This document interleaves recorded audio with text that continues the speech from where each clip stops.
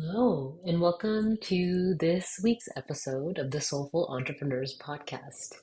So, this week I am doing something different because I'm sharing with you an excerpt from a class I had last week that dove into how our subconscious mind can actually be getting in the way of our achieving our business success.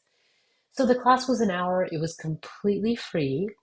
And I know some of you maybe didn't hear about it or didn't have the time to attend. And so I'm giving you a little bit of that class today. So, if the audio feels a little bit different, that is because I have taken the audio from this class. So if you enjoy what you've heard and you would like to hear the rest of this, the recording will be available till July 19th at 11:59 p.m. I have a link available where you could register to watch that. So Phil, you can go ahead and click on the link in the show notes. So either way, I hope you enjoy this podcast and maybe even will listen to the recording. And if you have any questions, please feel free to send me a message and I will be happy to answer your questions. All right, so the subconscious mind is, so since most of you are intermediate, you know that it actually controls 90+% of your behavior. You've probably heard that.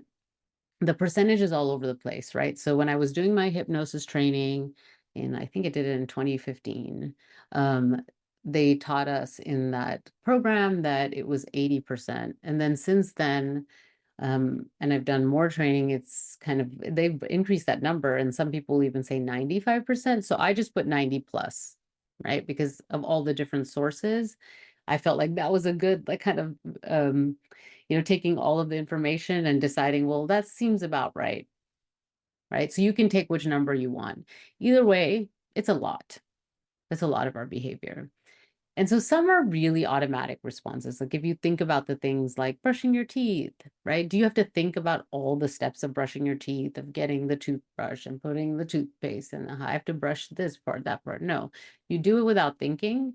And that's part of what is being controlled. So when people say that, I think it's important to talk about that aspect too. A lot of it is kind of automatic tasks and repetitive tasks, right? It's like when we learn something new, if you remember, if you drive, when you started to learn how to drive, in the beginning, you really had to think about every aspect of driving. You had to think about adjusting the mirror. You had to think about where you put your hands on the steering wheel. You had to think about your feet and like putting it on the accelerator and the brake and all the things. But if you've been driving for a few years, you don't think about it as much, right? There may be times when you're in traffic or it's a stressful time or you're tired that you think more. But most of the time when you drive, you don't think about each step. Okay. And so that's an example of how we can train our subconscious mind. Right. And so in the beginning, it was really uncomfortable. And this is an easy example for me because I didn't do it on my own, but I was part of teaching my teenage boys how to drive. Right. And I had to actually work hard to think about all the steps because it was so automatic, right? It's like so automatic. I don't even think about it, right? So, and they of course took classes with driving school as well. But this idea of we can train our mind to do something, then it becomes automatic. Okay, so I'm going to drink a sip of this. So then we train our mind for things to become automatic. And then a lot of this is also our beliefs. Okay, so when we believe something is true, and this is how the world works, then our brain is looking for evidence to prove what we believe is true. It's just how our brain works. But if we receive evidence that that's not true, a lot of times we'll dismiss it, we don't notice it, it doesn't fit into what our brain accepts. And so that's how you continue to create those neural pathways and how your subconscious mind continues that same behavior. Okay. So an example of that could be what I talked about earlier, which is the level of income. Okay, so you're used to making a certain level of income. You've made that in your job before. You made that, maybe you've been able to replace your income, come to a little, maybe more or less, and then you kind of get stuck. And it seems pretty logical what happens, right? So it's like, well, that actually happened because, oh, the economy is different right now. Or I had this happen to me in my family. Or, um, it could be even sometimes our subconscious mind can cause a little bit of us getting sick, right? To avoid. So there's a lot of things that seem very kind of external and like, obviously, yeah, that's obvious, that's what happened, right? But really our mind is creating these scenarios so that it could keep that equilibrium. It loves that homeostasis. It loves to keep things the same, because when we are doing something different, like if you think about when you drive, okay, or when you learn to drive, it's a lot of work and it's taxing on our brains, and it feels very uncomfortable, and we are wired to go for the comfort. Okay, and so if you are used to a certain income and you know that that's possible for you, then it's going to make your brain is going to make sure that you stay there. Okay, and so when we the normal thing that we do, which is very human, is to say, okay, I need to do something different externally to change that outcome, and we take different steps. And sometimes that helps for a short period of time. Sometimes that helps. And then if you still with those change in behavior, continue to, or change in action, continue to have the same result, well, then it's time to look at your subconscious mind. Like, what do you believe is actually true? What do you think is actually possible for you? Right? So, and then it even can go further to when it comes to income, since we're talking about that, is what do you think, and it may not be think, what do you feel is going to be what you would have to give up in order to have the higher income? So this is these are different states that are brain waves, right? When they measure brain activity. So the beta waves is like what you all are in right now, because you're awake, you're listening, you're paying attention. And so that is the beta state, right? And so when we're conscious, we feel like we're in control of what's going on. We're choosing what to focus on. And when we're awake, most of our day is spent in that beta state.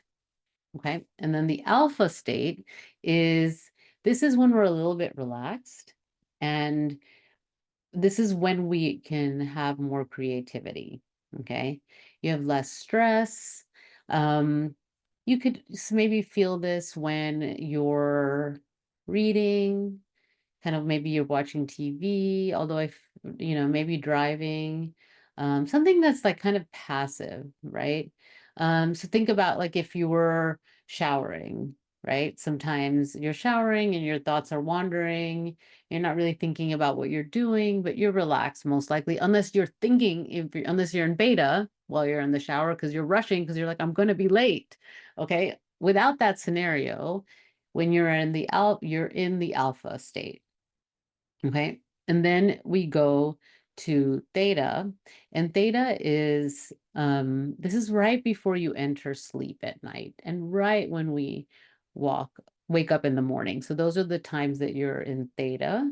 And when we are doing visualizations and hypnosis, you can go into theta between alpha and theta, and it's like brain waves. So alpha is said to be like 8 to 14 frequencies and theta 5 to 7, right? So you could be like in between when you're doing the visualization and with hypnosis. Okay. And delta is deep sleep. Okay. Our brain is operating at a slow level. We dream, and our brain kind of works through the mental, physical struggles. Okay. And so this is when we don't have enough delta sleep. we feel tired, like that sense of sleep deprivation happens. Okay. And so when we do hypnosis and regression and visualizing, it's impossible to obtain responses in delta, because delta is like deep sleep, right? So we want to keep it's, and that's too slow to retrieve memories, but we can do alpha and theta. The thing about the delta state, when we're dreaming, it is another way to access our subconscious mind is through dreams, but our mind speaks to us through image and symbols. So sometimes people, keep a dream journal, and they take the things that happen in the dream literally, and that's actually not what it's meant, right? So the dreams are a way for our subconscious mind to kind of speak to us if we're paying attention. So when we are in our childhood, so they say that our subconscious mind is programmed, okay, by the age of 7. So if most of you don't remember a lot before the age of 7, right? Because our brain was in a different state at that time. We didn't have a lot of the beta at that time. Okay. So it was like whatever we saw, our culture, where we lived, our household, what we saw, if we had TV, what we saw on TV, what we heard people say, what we saw people say. And the thing is, we interpreted what we saw too. So just because something happened and we remember it a certain way, it doesn't mean that it actually happened exactly that way, because our brain then interpreted that information, processed it, and then put it in our brain. And then when we retrieve the memory, we remember it through our own lens.